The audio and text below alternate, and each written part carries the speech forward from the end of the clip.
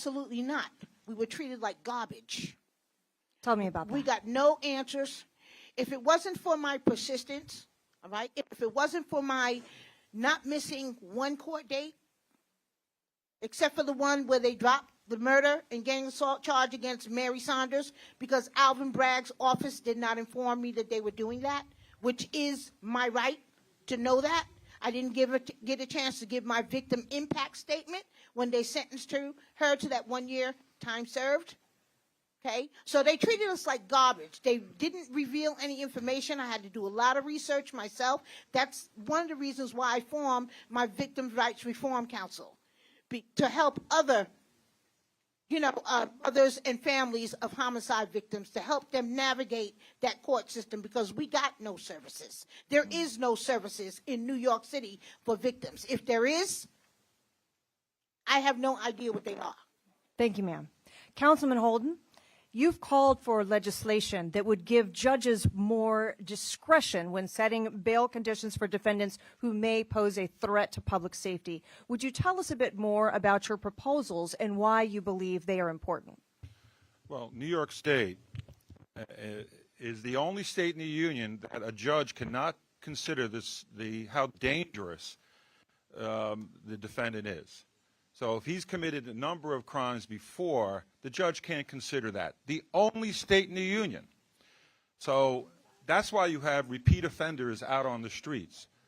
This is so ridiculous, so absurd, that a judge cannot consider how dangerous an individual is who was arrested. And that's why people are walking. And so we've made proposals to our state colleagues. Let's change this. Why are we the only state in the union that does this? I mean, you have to question that.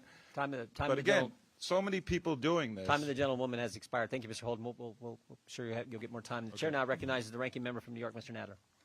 Thank you, Mr. Chairman. Ms. Brame, you failed to note that as a result of D.A. Bragg's prosecution, 2 men are currently serving life sentences for the murder of your son.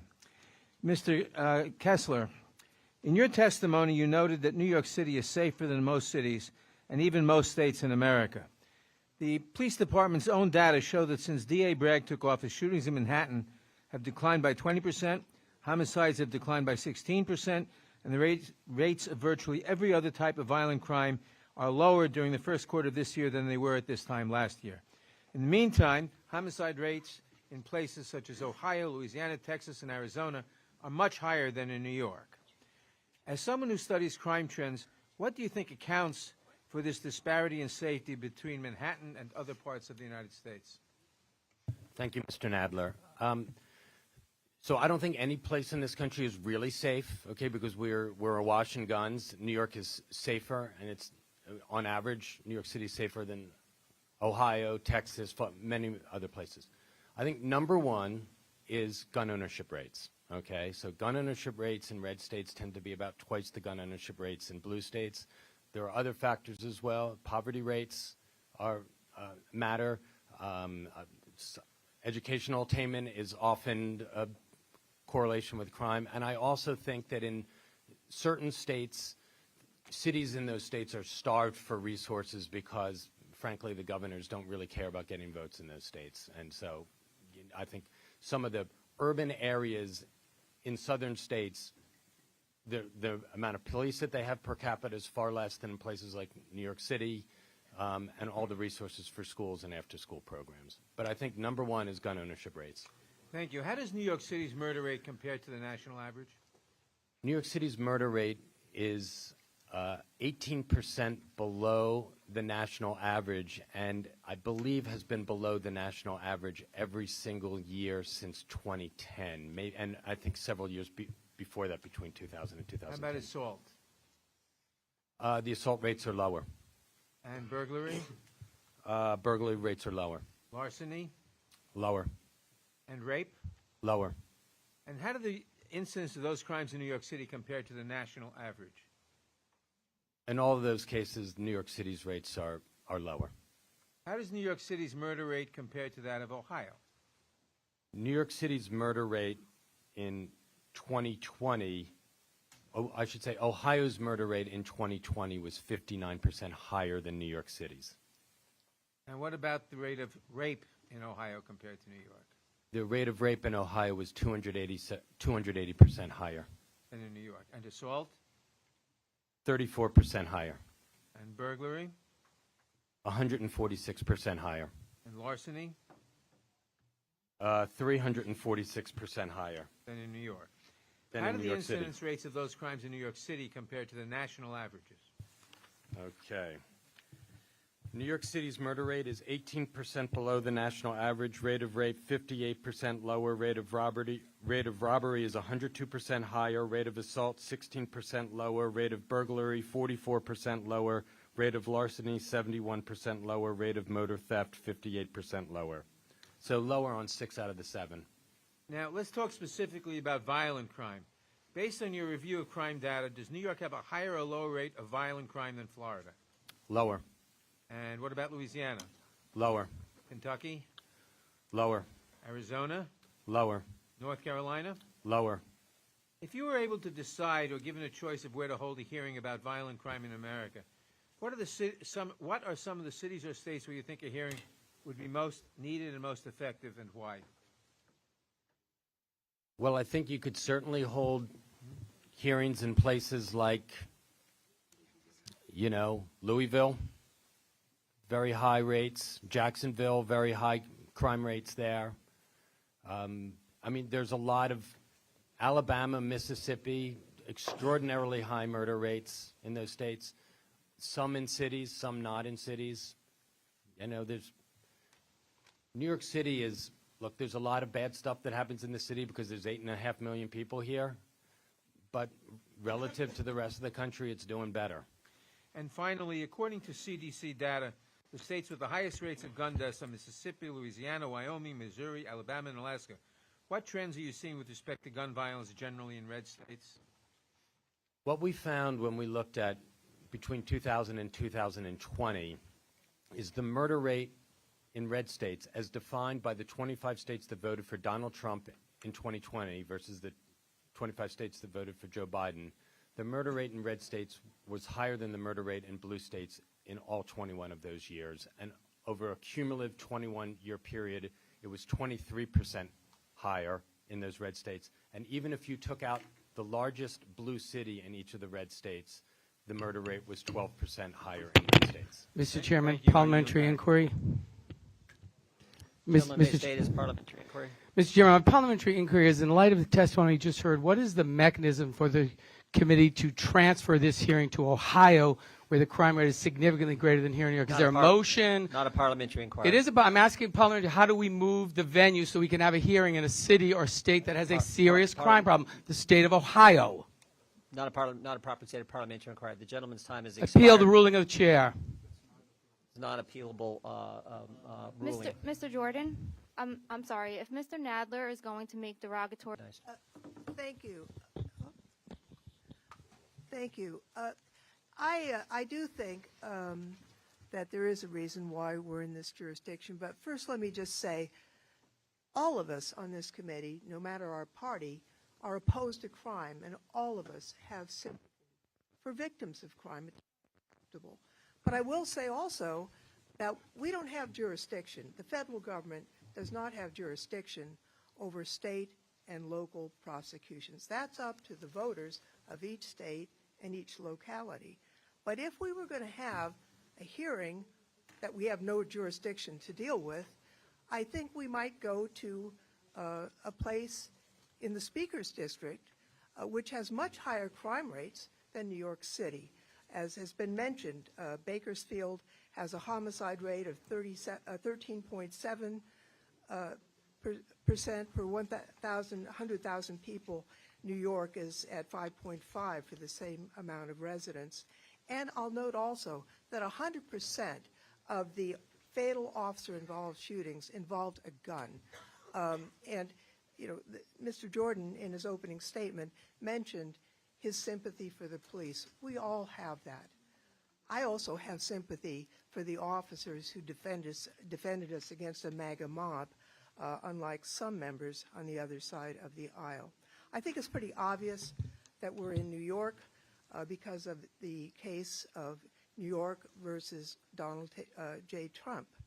But I'm also worried that we're not here about guns, because 80% of all the murders in the U.S.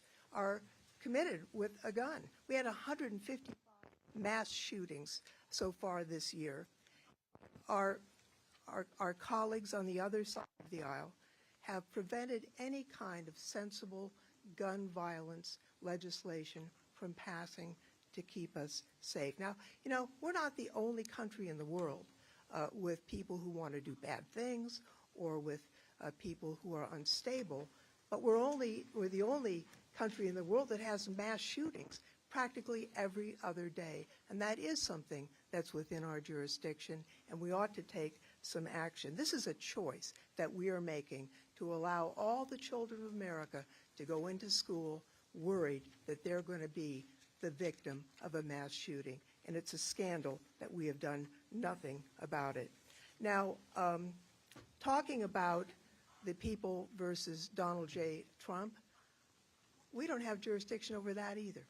That's something that is a local prosecution, and it's entirely improper for the federal government or any committee of the United States to try and interfere in this matter. So having said that, I want to talk a little bit more about, or ask a little bit more about gun violence and what can be done about it.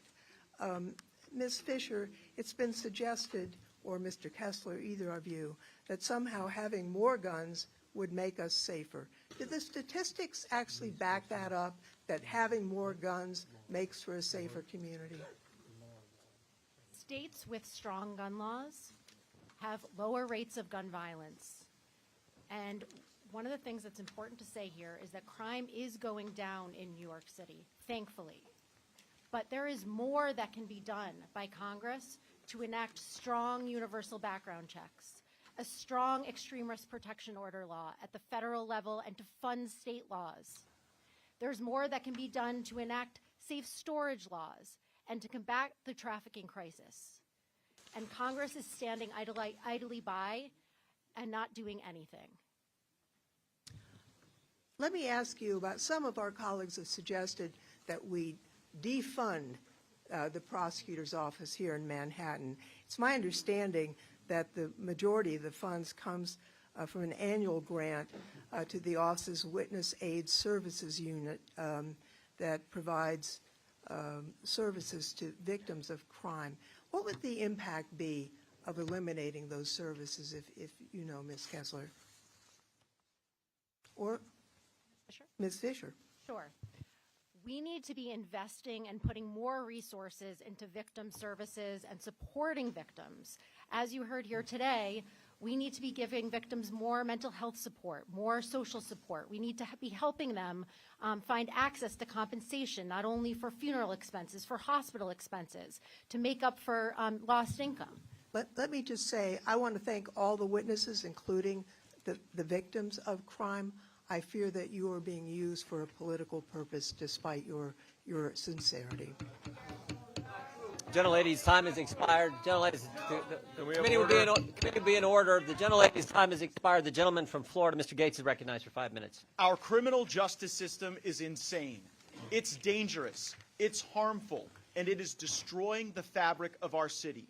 Time and again, our police officers make an arrest, and then the person who is arrested for assault, felonious assault, robberies, and gun possession, they're finding themselves back on the street within days, if not hours, after arrest. Eric Adams, New York mayor. My friends, the reason we are here in New York is because you have Democrats, you have citizens calling for some relief from this pain, and we are here not to use anyone, but to uplift the voices of brave people who are here to tell their story. Ms. Brame, do you feel used in this hearing? Gentleman is recognized. Ms. Brame, do you feel used? Not. Ms. Harrison? I'm a willing participant. Ms. Harrison, do you feel used? Tell you what, let me ask you it this way. Do you feel more used by this committee hearing, or do you feel more used by a criminal justice system that allowed people to kill people that you love and care about with no consequence. The latter, and I'm beyond grateful for the opportunity to testify here on behalf of victims, because the Democrat Party, including Mr. Nadler and everybody here today, has ignored us in this city. And we need federal oversight. We need help. We're not getting any kind of help. And the services that she wants to keep funding are not being provided to the victims. I have a woman sitting outside who is a victim of domestic violence, who was conned by an immigrant, and she is receiving no services whatsoever. So until we get a thorough audit to the outcomes of the services being provided, no, we need to find out what's going wrong and get the services to where they need to be. I am not here to criticize any New Yorkers, except maybe one, and that's because so many New Yorkers will soon become Florida voters. This is an iconic city. It's actually our nation's most iconic city. And it's not because of the beautiful architecture, and it's not because of the geography. It is because the sense of hustle that is so inherent to the people who come to New York to achieve their dreams. And increasingly, that hustle is being replaced with fear. Councilman Holden, you and I are from different parties. If we talked about 1,000 things, we'd probably disagree about a vast majority of them. But here's my simple question for you. Is fear a rising feature of life in New York, or is fear a declining feature of life in New York? It is increasingly worrisome what we're going through in New York City. Fear is an everyday event in New York City. Taking the subway. My wife is Asian American. She will not get on the New York City subway. My daughter will not get on a New York City subway for fear, because many Asian Americans have been attacked. But Mr. Kessler says there's just a lot of people here in Manhattan. You just have to take it. You just have to understand that this is going to be a violent place. Which I found that insulting. Well, Mr. DiGiacomo, you're here as the voice of law enforcement in many ways. And since the days of Cain and Abel, there has constantly been a violent criminal element as some feature of American society.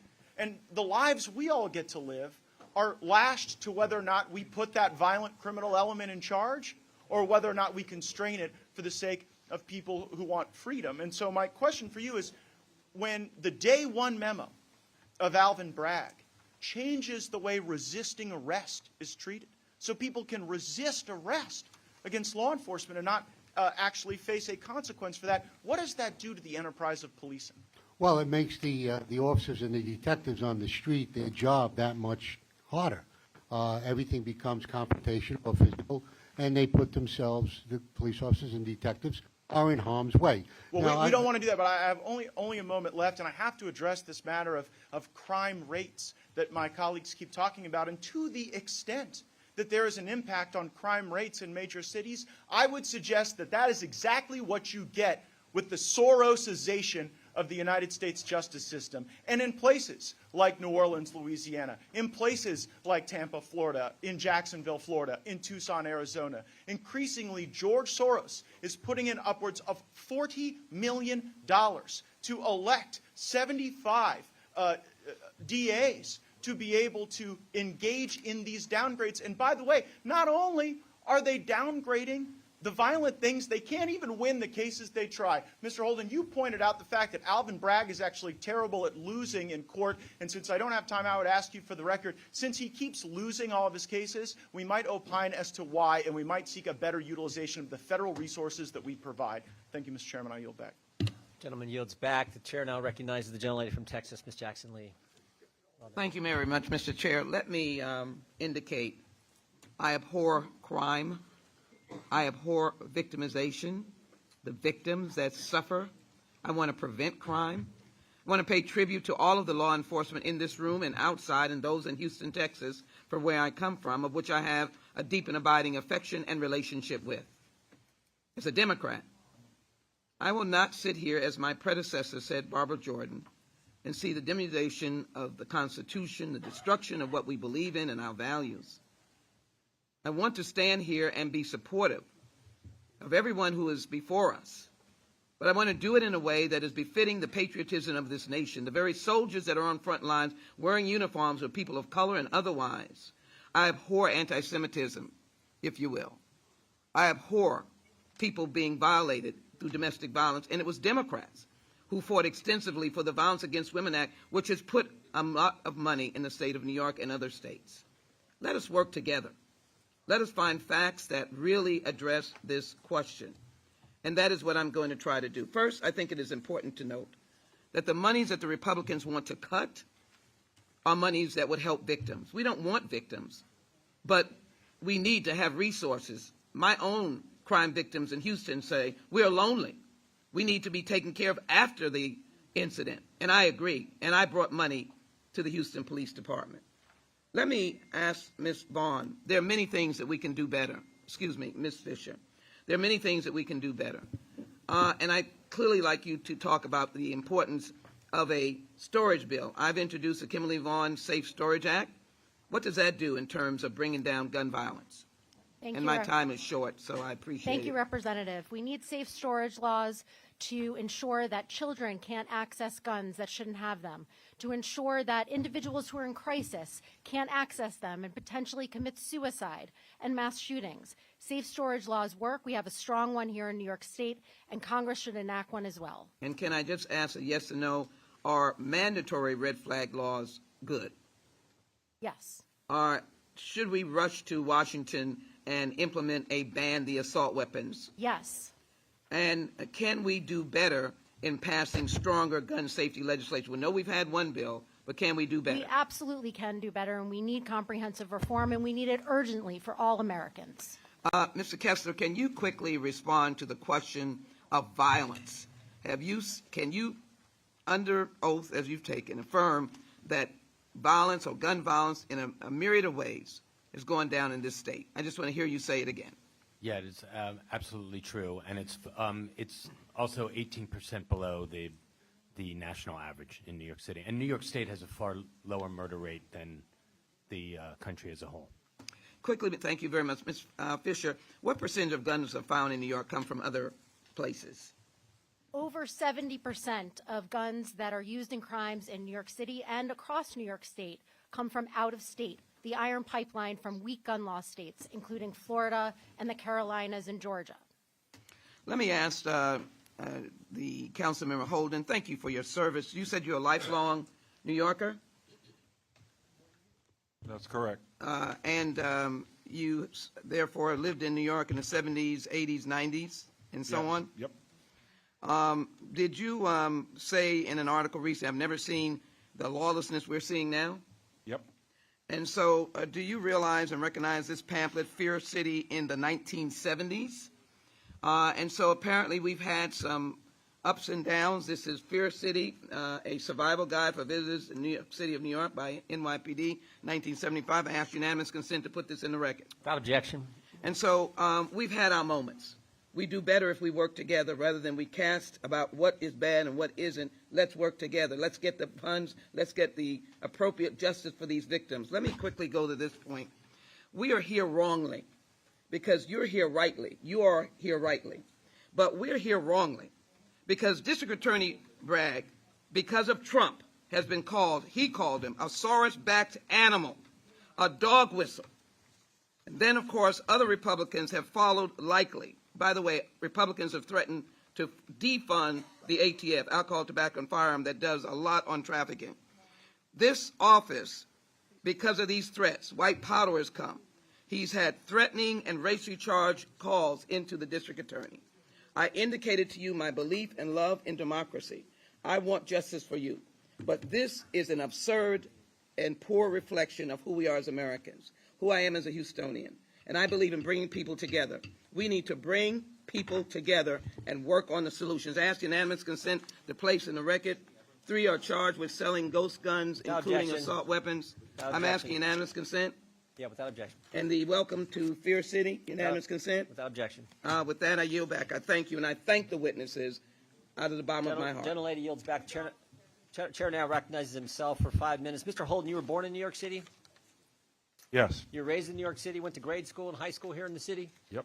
Went to college in New York City? You got, Yes. I think I looked, you got an associate degree, an undergrad degree, postgrad degree, all from universities here in New York City. Is that right? Yes, I did, Chair. You're a professor at a university here in New York City? Right, 44 years. All your professional career has been spent here in New York City, is that right? Yes. And you received a Lifetime Achievement Award for your volunteer work from the Queens Civic Group. Is that right? For your yes. work here in the city. Yes, You love this town, don't you? I love it. I mean, I think Mr. Gates is right. I think America loves this town. Right. Whether you're a Yankees fan, a Mets fan, a Giants fan, a Jets fan, the Statue of Liberty, Ellis Island, Broadway, Wall Street. Americans love this city. Maybe most, I think, Americans appreciate the people of this town and the example they showed the country after that tragic day of 9/11. Do you agree with all that, Mr. Holden? I agree with that 100%. Yeah. But right now, the policies being implemented by this district attorney are going to ruin this great city. Do you agree with that? Yes, I do. It's scary, isn't it? Scary what you see. It's scary what Ms. Harrison's had to endure, what Mr. Alba's had to endure, what Ms. Brame's had to endure, and what Mr. Borgen has had to endure. And it's driven by that day one memo. That day one memo which sent a message to this town, to the bad guys in this town, you can do bad things, but you're not going to get prosecuted. Do you agree with all that, Mr. Holden? Yes, I do. Yeah, it's scary. Soft on crime policies are going to ruin this great city, and that's why we're here. It's happened in other cities, as Mr. Gates pointed out. That's why this is not the only hearing. We're going to have other hearings. We'll go to wherever we need to go. But this is something that has to happen, has to stop. Justice isn't supposed to be political. Now, Mr. Holden, you're a Democrat, right? Yes, I am. But it shouldn't matter. Republican or Democrat, I think as a lot of people said, it should not matter, should it? What's the answer, Mr. Holden? What would you recommend? My allegiance is to my constituents. I live Well here. For said. 71 years, I've lived in New York City. I've seen bad times, high crime, 2,000 murders a year in the 80s. I've not seen the lawlessness that I'm seeing today in New York City in my lifetime. That means we're afraid to go anywhere. Let me just be clear. So in 71 years, your life here in this great city, it's never been as bad as it is today. And I've had so many friends leaving this town because they just see the quality of life dropping. They go out on the street, there's people driving down the wrong way with electric scooters, there's people robbing stores. You know that all the pharmacies in New York City have to be under lock and key. You have to go in a case. It's so bad, these small crimes, that Mr. Bragg has said he's not going to prosecute. You don't send that message out there. And that's why we disagree. We're the same party, but we totally disagree on that. Again, my allegiance is not to the party. It's to my constituents and where I live. And again, I plan to live here, until I die. But I don't want to see it go down the drain. Yeah. You're standing up for the folks you get to represent in Queens as part of the city council. Mr. Borgen, Ms. Fisher earlier said bad guys go into other states and buy guns illegally, and the Democrats' response is take away guns from law-abiding citizens. Is that going to work, Mr. Borgen? Absolutely not. I just want to say one thing. I sit here and listen. You're on one side, you're on one side. When Ronald Reagan was president, him and Tip O'Neill had regular meetings, got together and worked together in Congress. That's right. I don't understand why I have to sit here, whether Republican or Democrat. I'm a Republican, by the way. I now vote in Florida, and I'm a registered voter in Florida. I have a Florida driver's license. Based on, I'm not planning to state it, but the fact of the matter is, if everybody would work together and not sit here and say, this party says this about Trump, about this, it doesn't make any sense. But the fact of the matter is, the criminals will get guns either way. You can do whatever you want. The criminals are going to get guns. They always have gotten guns. It's not going to change. It's not going to change. So you can sit here till your face blue in the face. You can say Congress are going to outlaw gun sales across America. They're going to get guns. Yep. The criminals will get guns. And there's nothing you can do about it. That's life. And Mr. Kessler sits here and says, we have to sit and take it. I never heard someone say to me, you have to take crime. I live in Long Island. Crime has now come to my area out in the 5 towns, in a very nice suburban area. We have had robberies now in stores, and now the crime is coming toward me because I guess New York City's tapped out. They can't rob the pharmacies anymore. But they're criminals going to get guns, nothing you can do about it, absolutely nothing. Bad guys aren't necessarily stupid. They're just bad. They're going to figure out a way to do bad things. And the key is to put bad guys behind bars so they can't harm others. And when you send that message, things get better. There's segments of society that are always going to be criminals. It's been from day one. Nothing you can do about it. But if Mr. Bragg would lock people up, it would save a lot of headaches in New York City and save lives. Thank you, Mr. Borgen. Gentlemen, the chair now recognizes the gentleman from Georgia, Mr. Johnson, for 5 minutes. Thank you, Mr. Chairman. Mr. Chairman, this is a sham hearing. It's not about crime in New York. It's an effort impede and ultimately suppress the prosecution of Donald Trump. And if you don't believe it, then all you need to do is connect the dots. First, Manhattan District Attorney Bragg announced his criminal charges against ex-President Trump. Then, House Judiciary Republicans abused their power by subpoenaing testimony and records from D.A. Bragg about the ongoing prosecution. And next, they bring this sham hearing to Manhattan, supposedly about crime. But if my colleagues across the aisle were really concerned and really cared about reducing violent crime, they'd work with Democrats to pass common sense gun laws. There are too many gun deaths in this country, and that's why I have joined with my fellow Democrats to co-sponsor bills that would ban assault weapons, strengthen background checks, and fund research into gun violence prevention.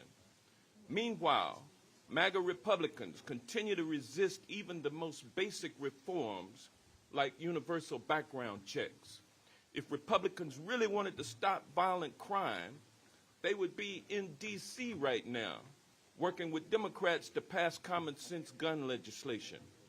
Instead, like jackbooted thugs, they've descended on New York City using violent crime as their pretext.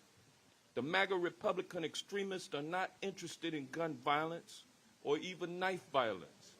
The Republican witnesses who have used their time to criticize District Attorney Bragg have served as props in a MAGA Broadway production. The real purpose in coming to New York City, Can we have order? the real purpose in coming to New York City. Gentlemen, will suspend. Stop the clock. Gentlemen, will suspend. For the audience, I've said several times now that the committee has to be in order. If anyone continues, then we're going to have to escort some people out. Please don't talk that. Please don't talk down to us witnesses, please. Yep. The gentleman from Georgia controls the time. Mr. Johnson, you can proceed. The real purpose in coming to New York City is to harass, intimidate, and threaten Manhattan District Attorney Alvin Bragg. We are here because Manhattan District Attorney Bragg announced the indictment of former President Trump, and MAGA United States House Republicans have responded by using their power to try to help ex-President Trump beat the 34 counts of fraud that he has been charged with. MAGA Republican extremists have defended the January 6th insurrectionists, and they are out here today serving as Trump's bulldogs, trying to scare a duly elected district attorney from following the facts where they lead and enforcing the law. It is just one more sign that MAGA Republicans are a clear and present danger to our democracy and are actively working to undermine the rule of law, not just federally, but also on the state and local levels. And with that, Mr. Chairman, I yield the balance of my time to the gentleman from New York's 18th District, the Honorable Congressman Adriano Espaillat. Gentleman's recognized. Thank you, Mr. Chairman. Thank you, Ranking Member, and thank you, my colleague Hank Johnson, for yielding time. Mr. Chairman, first I want to express my condolences, my deepest condolences to both Ms. Harrison and Ms. Brain. And Mr. Alba, I was proud to see your community, our community, rally around you and other bodegueros, and I applauded D.A. Bragg's decision to drop the charges against you. During the 80s and 90s, before I was involved in public service, as a regular citizen of New York, I fought crime and drugs during the crack wars in northern Manhattan. During those years, the 34th precinct used to average over 100 homicides. Let me repeat this: over 100 homicides a year. Myself and my family members were held at gunpoint during those years. Held up at gunpoint. I don't know if any of you here have been held up at gunpoint. This is deeply personal to me. This year, the 34th precinct has witnessed 0 homicides. And last year, although far too many, that same precinct in northern Manhattan witnessed 5 homicides. From 100 to 5, and to this year, 0. Yes. But let me say something to you, Mr. Chairman. The common denominator in most homicides across the country is a gun. It's a gun. 80% of the homicides in this country are committed by guns. A young man murdered on 137th Street. A gun. The gentleman from Georgia yields back. And you guys brandish your paints with AR-15. Reprehensible. The gentleman from Louisiana, Mr. Johnson, is recognized for 5 minutes. Thank you, Mr. Chairman. I want to begin by quoting a short excerpt from an important study and legal memorandum that was issued in November by the Heritage Foundation. Listen to this. It's entitled The Blue City Murder Problem. And this summary statement is a message to all Americans. Gentlemen, suspend for just a second. I would ask that the audience be quiet. The gentleman from Louisiana controls the time. If we could stop. But the press would please move so we can conduct a hearing. We move aside. Capitol Police, if you could help us just clear that out. The press will be given ample opportunity to talk to folks. We need to clear out and be quiet during the hearing.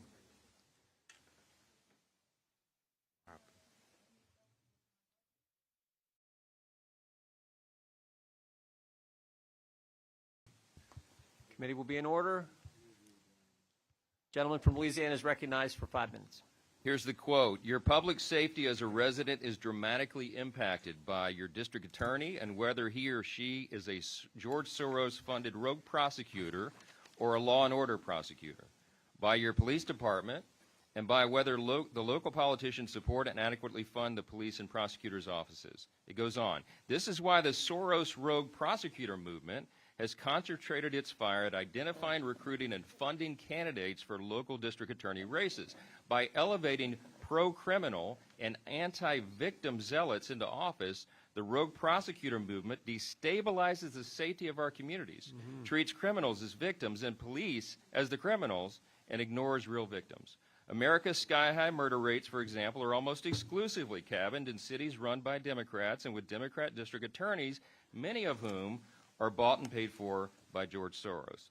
Why are we beginning our crime wave field hearings in New York City? Because this is one of the most egregious examples in America. Alvin Bragg is the poster child for exactly what was just described. Ms. Brame, I want to thank you for your compelling testimony today and sharing the shocking and tragic story of your son, Sergeant Hassan Korea's gang assault and vicious murder by 4 criminals he did not know.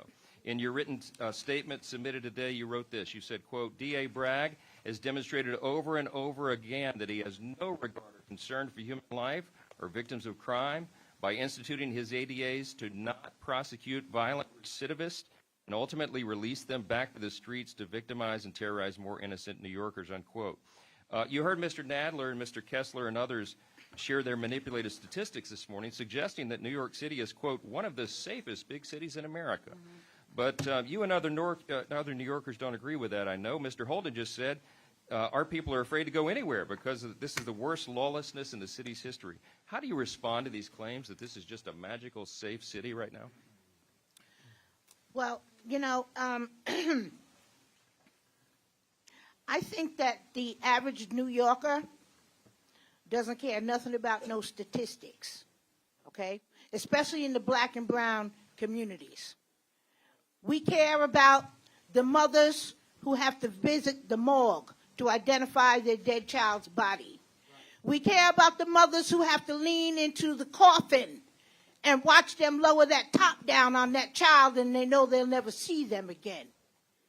We care about being able to let our child go out to the park and play without getting shot in their stroller. We care about not getting raped in elevators. We don't care nothing about your statistics. You cannot convince us to not believe our lying eyes with your numbers, all right? Because we see it with our very eyes, day in and day out, especially in the poor black and brown communities, where none of you in this room would even step foot in. Ms. Brame, you're so right. And they're changing the subject. They're doing their best to change the subject here and obscure the facts because the facts are difficult for them to face.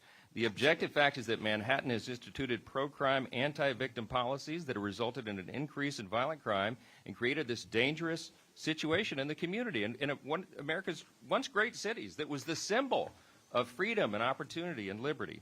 According to the NYPD data, New York City saw a 23% surge in major crimes in 1 year since Alvin Bragg took over. That is the fact. We have a violent crime epidemic here, and everybody in America knows it because we see the videos played out on our television, local news, every single night of what's going on here in the city. I just want to say this, and I'm almost out of time, but I've shared in this committee before the long list of statements from leading Democrats in Congress and the leading Democrats on this very committee who specifically and aggressively called for the defunding of the police. And as a result, in 2020 in New York City, officials cut $1 billion from the police department's 2021 budget. These are the completely foreseeable and obvious effects of these soft-on-crime policies that are advanced by Soros-funded DAs. Alvin Bragg is, in my view, probably the worst offender. And they're trying to manipulate the facts. They're trying to change it. But I thank you all for being here. I yield the remainder of my time. Committee will be in order. The gentleman yields back. The gentleman from California, Mr. Schiff, is recognized for 5 minutes. Almost 3 weeks ago, is the microphone on? Yeah, just pull it close. Almost 3 weeks ago, Donald J. Trump was indicted by a grand jury in Manhattan on dozens of counts of fraud in connection with a hush money payment scheme in which his personal lawyer, Michael Cohen, previously went to jail. Since the former president's indictment, the Manhattan District Attorney has been the subject of countless death threats and racist diatribes. Others have made ugly appeals to anti-Semitism in an effort to attack the proceedings. And this committee has used every means at its disposal to disrupt, interrupt, and interfere with the prosecution, demanding documents it has no right to obtain and no jurisdiction to demand, subpoenaing a former district attorney, deputy district attorney, and threatening to subpoena the DA himself, and now holding this hearing in Manhattan in a vain attempt to intimidate or embarrass the prosecutorial authority. Now, the majority denies that this is the purpose of today's hearing.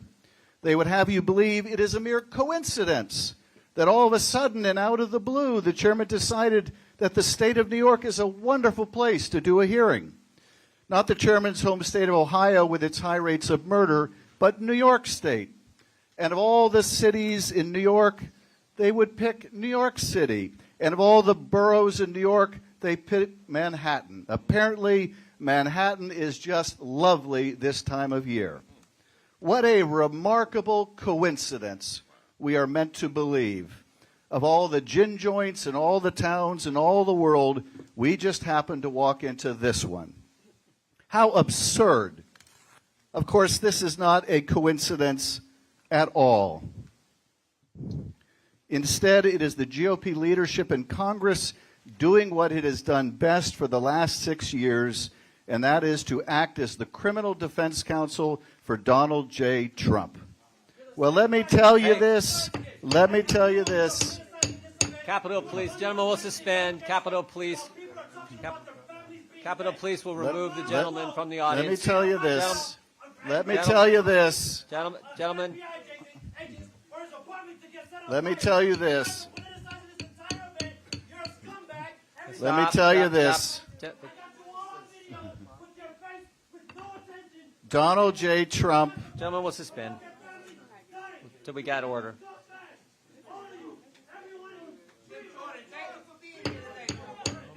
Gentlemen will suspend. The audience has to be in order. Capitol Police. Capitol Police. Sir.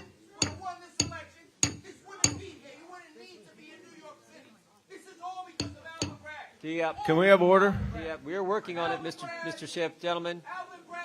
Capitol Police, please remove the gentleman from the audience.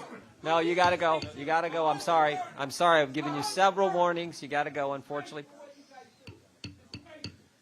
He's from my district. He's from my district. was a very unfortunate attack on Ralph Nader. Committee will be in order. Committee will be in order. The gentleman from California. Those comments about Ralph Nader are way out of line. Of course, it is not a coincidence that we are here in Manhattan. Instead, it is the GOP leadership in Congress doing what it has done best over the last 6 years, and that is to act as the criminal defense counsel for Donald J. Trump. Well, let me tell you this. Donald Trump doesn't need the lawyers on this committee to be his criminal defense lawyer.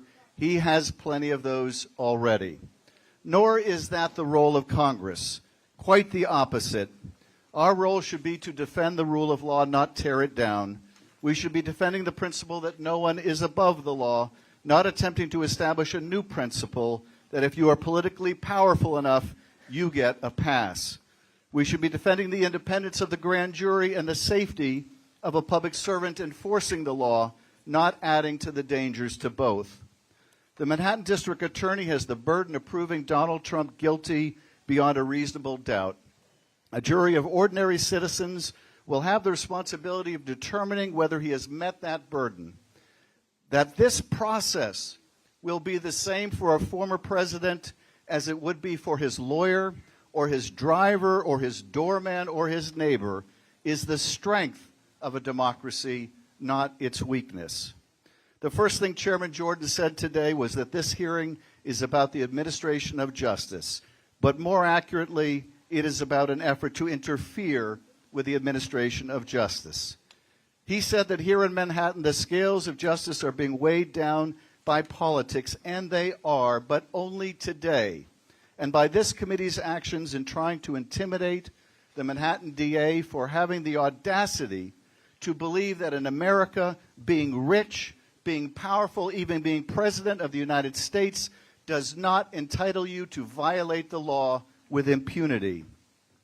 There was a time in America when both parties used to believe in the rule of law, but sadly those days are over. One of America's two great political parties believes that political might makes right, and more than right, it means that you are beyond the reach of the law and beyond accountability. The more power, the less justice. But this is not democracy.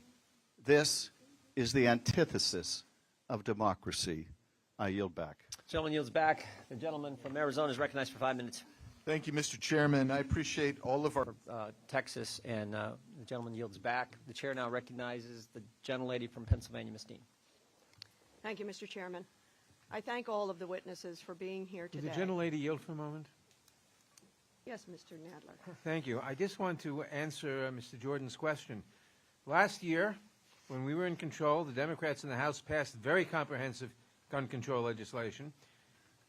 The Democrats in the Senate voted for very comprehensive gun control legislation, but because of the filibuster, you needed 60 votes, and we got no Republican votes, and that's why it didn't pass. I thank the gentlelady. I yield back. I echo the statistics that were just offered by the ranking member, Mr. Nadler. Democrats have been working to reduce crime, to reduce gun violence, crime, wherever we can.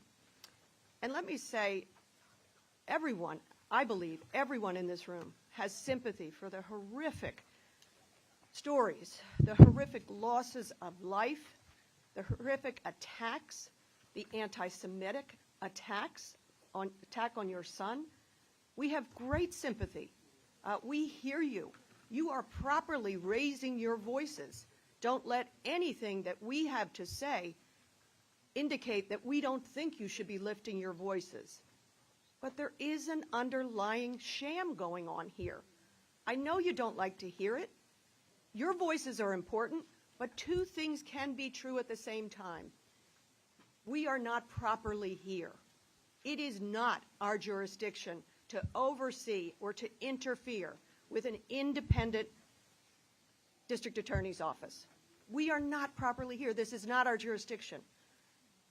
I wish None of us are that, asking you to excuse me, interfere. Gentlelady controls the time. It is proper that you raise your voices, but it is hypocritical that we are here.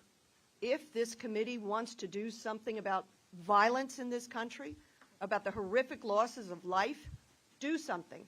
Work on legislation with us. This weekend, 2 more mass shootings. Is that calling your attention? Are you up in arms to say, what in God's name can we do to reduce the slaughter of our children, your children, our children?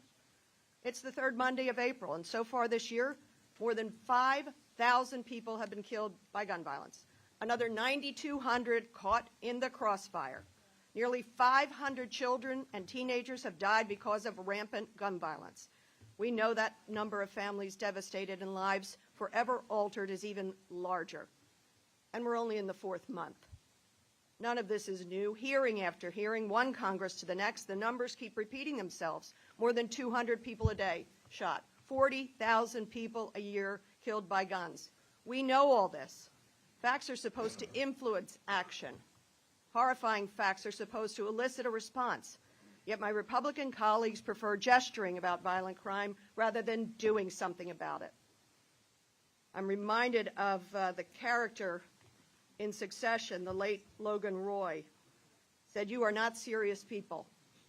If you are serious about doing something about violence, gun violence, and other violence, please join us." Last Congress, as the ranking member said, the House passed a universal background checks bill. 63% of Republican gun owners support it, yet only 8 of my Republican colleagues supported the bill. 202 of them voted against it, including every Republican member in this room. Again, not serious people. Assault weapons are the firearm of choice in mass shootings. The Democratic House last Congress voted to ban these weapons of war. Only 2 Republicans out of 211 voted for it. Neither is in this room today. When Senate Republicans were finally motivated to action by the horrific slaughter of babies in Uvalde, did my Republican colleagues here join? No, not a single one of them voted for the Bipartisan Safer Communities Act. Make no mistake, if the concern about addressing violent crime addressed by my Republican colleagues was genuine, they would have acted. There'd be more for us to be talking with you about here. We're only here today because Chairman Jordan and his colleagues want to make a show of defending a former, failed, twice impeached, crooked president. This is not serious. Violent crime is a grave national issue. It demands serious consideration by legislators who want to make a difference and to save lives. That is reserved for us. I yield the remainder of my time to Mr. Goodman. Can I ask you, why isn't anybody blaming the shooter? You're always blaming guns. No one blames the shooter. They're crazy people. Committee will be in order. Mr. Borgen, the committee will be in order. The gentlelady had, I believe, like 18 seconds, and you were yielding to, was it Mr. Goldman? Yes. The gentleman's recognized. I want to be very clear to all of you, as reflected in my statements, that we are all very, very concerned about your stories. We are concerned about every victim. I was a prosecutor for 10 years. Victims' rights are essential. But what we're talking about here is something that the state needs to deal with. The reason why we're saying this is a political theater is that we don't have jurisdiction to do anything about what you're concerned about. So I just want you to understand that. Gentlelady's time has expired. Chair now recognizes the gentleman from Oregon, Mr. Bentz. Pull that real close, Clip. Thank you, Mr. Chair. Thank you for holding this hearing. Thank you, witnesses, for being here and sharing with us your incredibly challenging stories. A quote, "The justice system's not cooperating." This is a quote from one of the retailers here in your town. "The justice system is just not cooperating. It's getting to a point where you either have to padlock every item that has to be stolen or could be stolen, or you have to fight back. And if you fight back, you take the risk of going to jail for protecting your property." That's one of the reasons we're here. Here's several more, because I've heard a lot of suggestions that we're here for reasons having nothing to do with why I'm here. This has 8.5 million people. That's just twice what my state has. It has 58 million people within 250 miles. It is 4 million larger than our next largest city, which would be LA. It has a GDP of $1.56 trillion. This is an asset we should be doing everything to protect, and particularly the people within it. Mr. Holden, drawing your attention to the next to last paragraph in your testimony, it appears that you believe that we in Congress can actually do something. You actually talk about what we might do.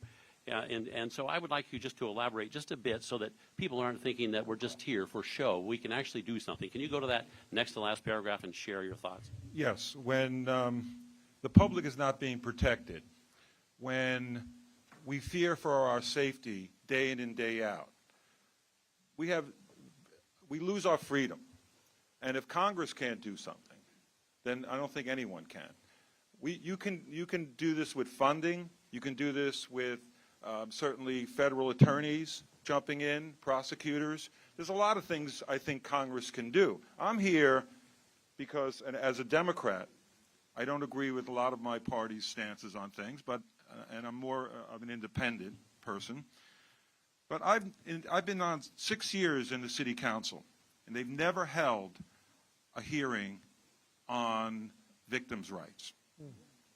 They hold hearings on criminal rights and how they're not being treated properly. And I get that. That's important to have. But what about victims' rights? 6 years on the city council, on the public safety committee, not one hearing. Mr. Hold on, I'm going to interrupt if I may. I'm going to stick with you, though, because you also say in your letter, and this is a response to Ranking Member Nadler's questions about percentages and crime reduction, but you note in your testimony about cherry picking of statistics. So I want you to talk about that for just a second.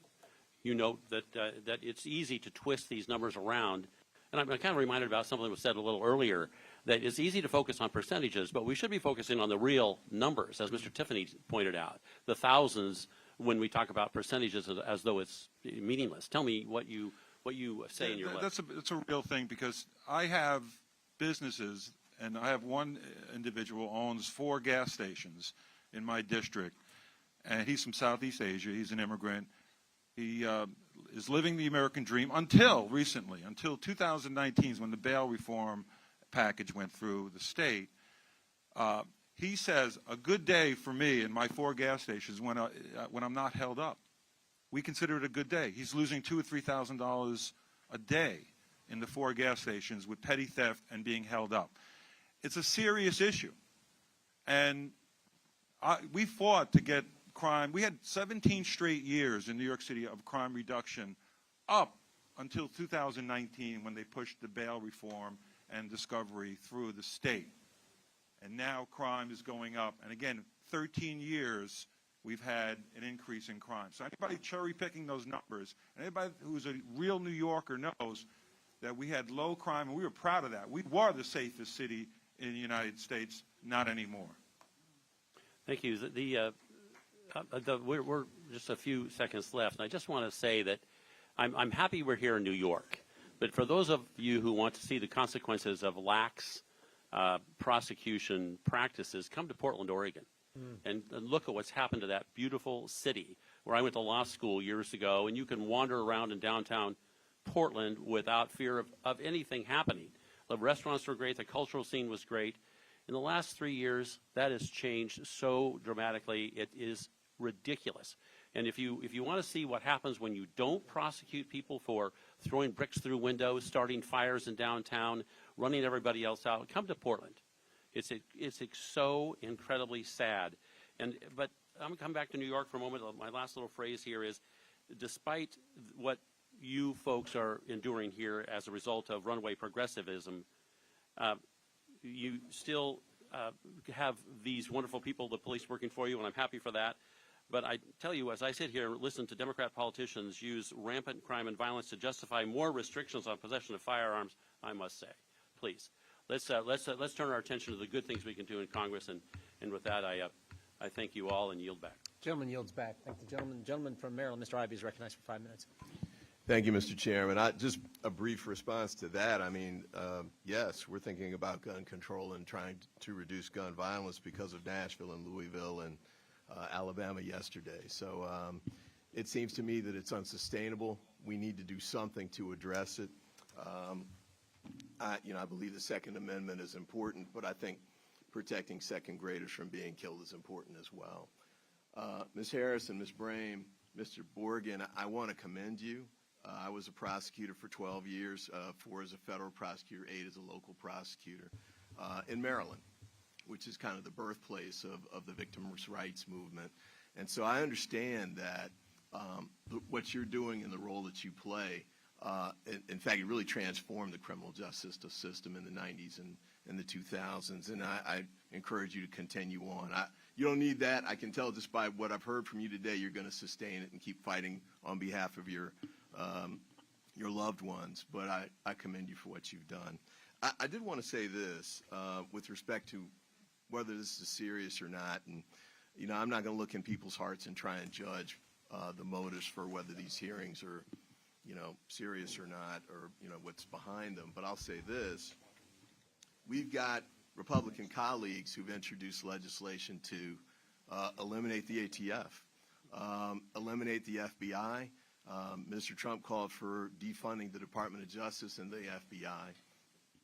As a former federal prosecutor, I can tell you that if you get rid of those three agencies, there's no federal mechanism or arm to actually prosecute violent crime at the federal level. That means terrorism, that means gangs, that means multi-state issues. The big takedown of the Sinaloa cartel on Friday, I think was the reason we were able to do that was because we had a strong federal government that was able to cross federal lines and international lines and complete those prosecutions. So I certainly oppose to defund the federal law enforcement arms that we've had discussions about.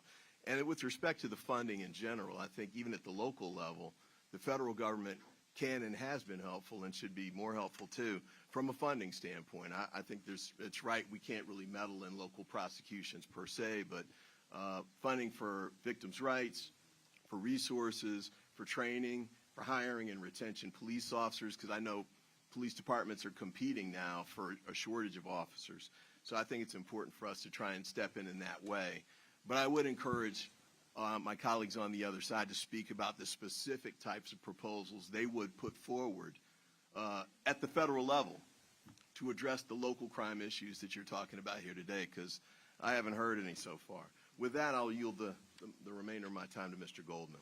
Thank you, Mr. Ivey. Mr. Borgen, I understand that your son was the victim of an anti-Semitic attack. And I'm terribly sorry to hear this. Anti-Semitism hits all of us, regardless of party. And now that we have recently learned that George Santos, who not only remains in Congress but is announcing his re-election campaign today, is not actually Jewish, the ranking member and I are the only Jewish members from the entire state of New York. And we are deeply concerned about anti-Semitism in New York, which has increased more than 400% in the past 8 years. Now, today we've already heard two members of the majority reference what one called the Sorosization of the criminal justice system, which is, of course, a reference to George Soros, a Holocaust survivor who lived the American dream. Many more have said the same. My constituents are very concerned that these smears related to Mr. Soros-supported prosecutors are anti-Semitic. Do you believe they're anti-Semitic? Well, here's my answer to that. I know Soros is Jewish. He can't be anti-Semitic. I can't believe that, especially... No, what people say when they use Soros. Soros' politics, he's just a liberal, lefty politician. I don't think it has nothing to do with what his beliefs are. He wants to create whatever he wants to create. It's his business. All right. I appreciate that. But I don't have a lot of time, and I'm sorry. I think Mark Levine, who just got elected from Lower Manhattan, got a petition signed with 29 signatures protesting this conference. I don't know if you're aware of it. Can I just reclaim my time, because I only have 20 seconds, and I want to mention that when I was walking in here today, there was a man outside with a sign, and I would just like to hold this sign up. You saw it, right? There's a Star of David with $2 signs and Soros. Would you say that's anti-Semitic? That's 100% anti-Semitic, and it's disgusting. Right. It's disgusting. I yield back my time. Gentleman yields back. The chair now recognizes the gentleman from Virginia, Mr. Klein. Thank you, Mr. Chairman. I want to echo the comments from Mr. Holden. Your allegiance is to your constituents.